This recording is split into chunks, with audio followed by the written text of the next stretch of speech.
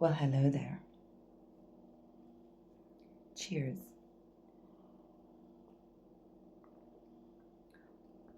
So,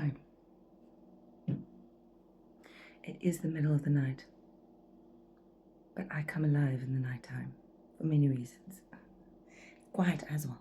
But moving on, I was asked to blind read February Writing Competition winner, A Dinner for Two by Roux. We interviewed him, SAIAA and the local book hive interviewed him last night, a few hours ago. Anyways, point is, this is a short story. I'm going to read everything. I have no idea what I'm getting into. But I agreed. I said, yes, please. So, I'm not going to scream. I'm not going to shout. I'm just going to read. All bloopers will be included. I'm not going to pause. I'm not going to take breaks even. If I take breaks, I'm doing it live. Because all fantastic. So, the prompt was a Valentine's Day misunderstanding spirals completely out of control. Okay, here we go, Wayne. Here we go, Michelle, the one with the idea. I'm down, okay. She had lit candles. Seeing the way they danced their flickering light across the walls and ceiling of the sombre dinner room brought a wet glimmer to my eyes. Pause, I like to stand when I'm reading, especially out loud. So when I'm sitting, I can't. Anyways, moving on.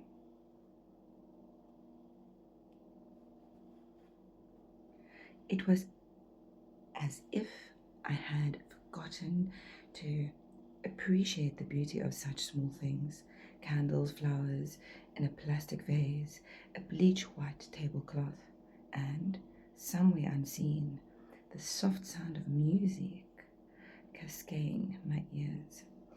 Italian love songs, I believe. The faintest smell of freshly cooked bacon and pasta hung in the air. I'm already hungry. I am hungry. I need a snack. You will get live reviews from me. Sorry. Not sorry.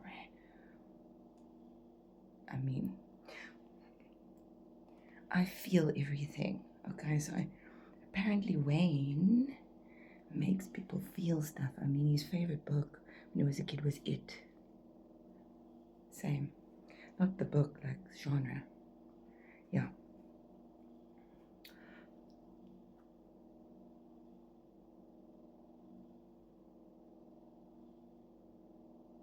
Hung in the air.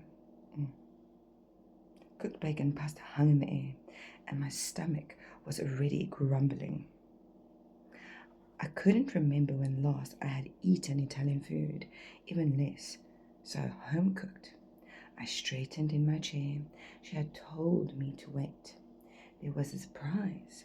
I had always loved surprises. When Mariska and I had first met, it had been nothing short of a whirlwind. Things had moved so fast, so unexpectedly.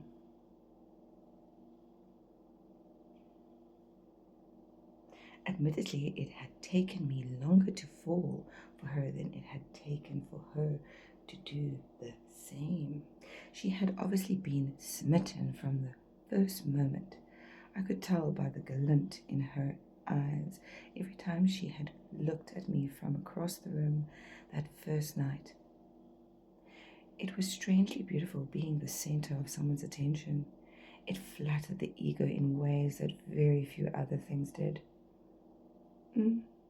But as with all things, even those painted in beauty of attraction and infatuation, they eventually fade.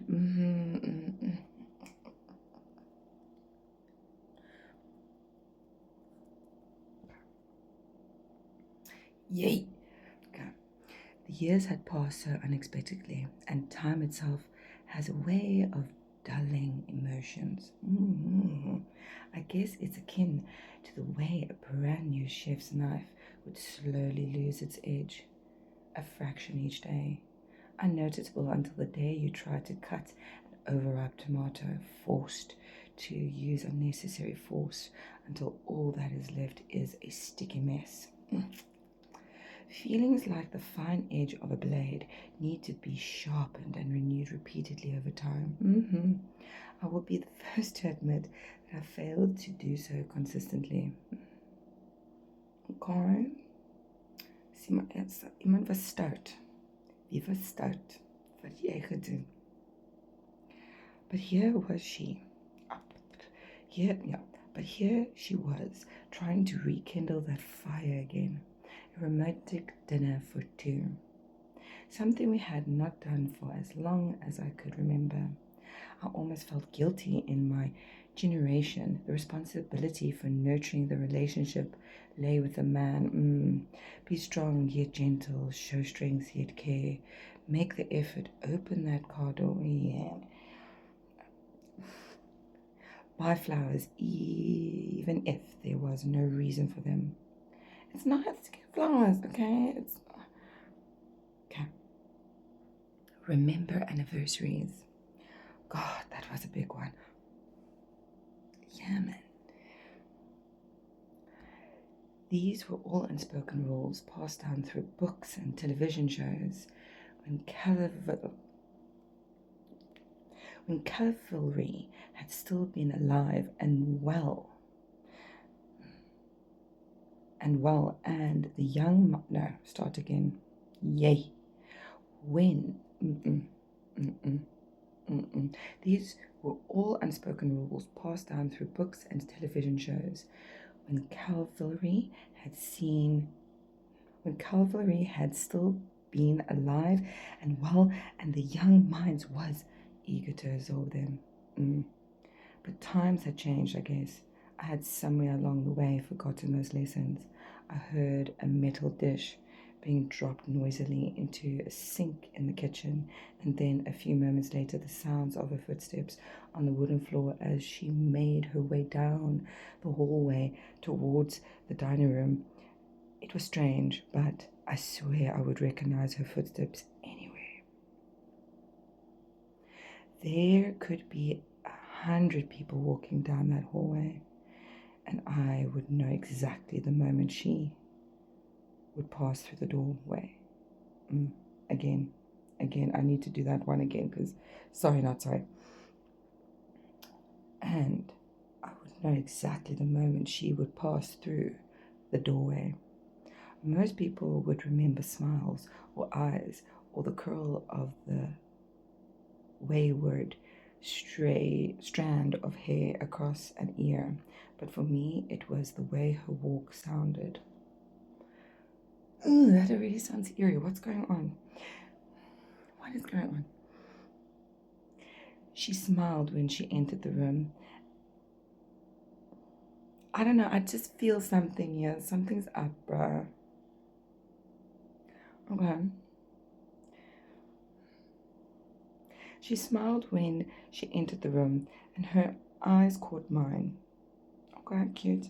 She was carrying a plastic tray with 2 steaming bowls on it. Ooh, I'm again hungry. She had tied one of those silver helium-inflated balloons to her left arm, and it danced wildly just over her head, restrained by the cord. The words, "Be my Valentine," printed boldly in bright red on it. There was a single rose in thin-necked plastic vase.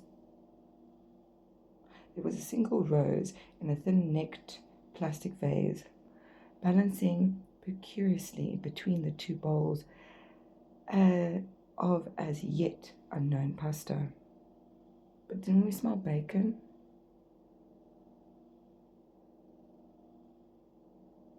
Isn't this a bacon pasta? Okay. Surprise! She beamed. She smiled. It was a really sweet gesture. Which only amplified my guilt. amplify my own guilt. Yay.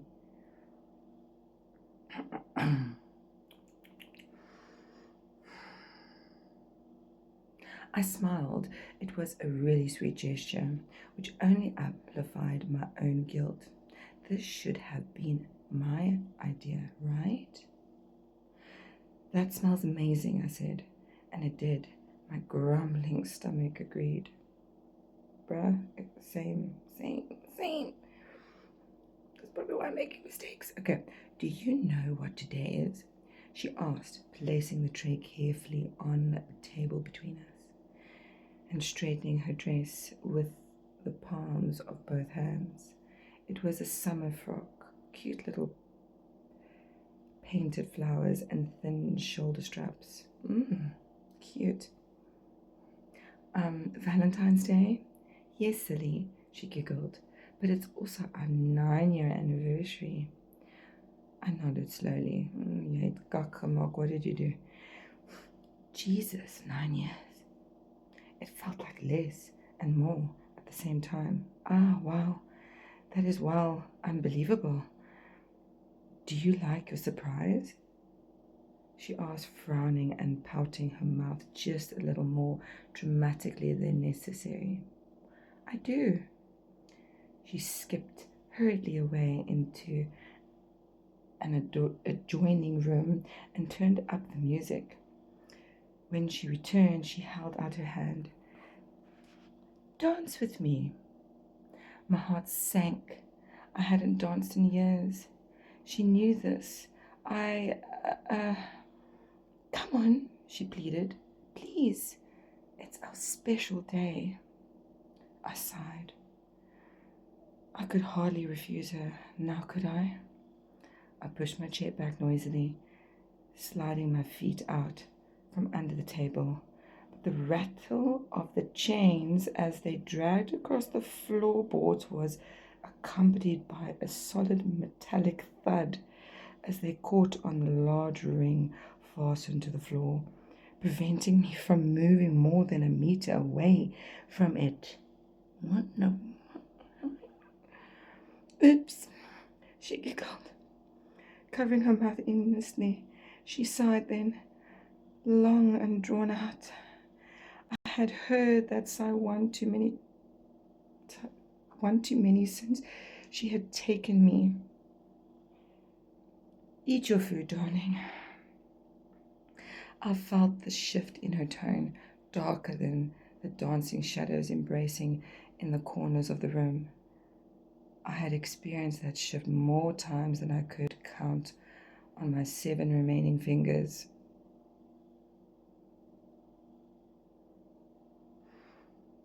And I knew what usually came next.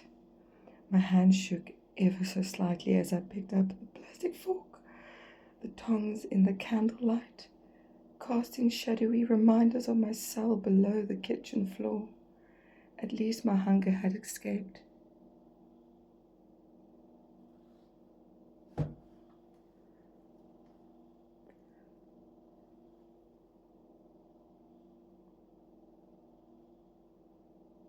Wow.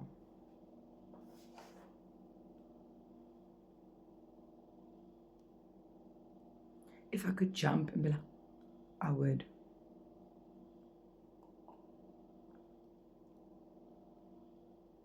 Sorry for my pauses in between, and it wasn't just like a one flow thing, but you wanted a live reaction. Anyway, I want your books. That was amazing. Who must I do next? Thank you, SAIAA. Thank you, the local book hive, Michelle and Angela. Thank you, Wayne, that I was able to read this. And yeah, now I'm looking forward to March short story. The Girl in 2045. Ooh. Okay. Good night. I'm gonna go ponder on this one. Oh. What did I just read? I knew something was up though.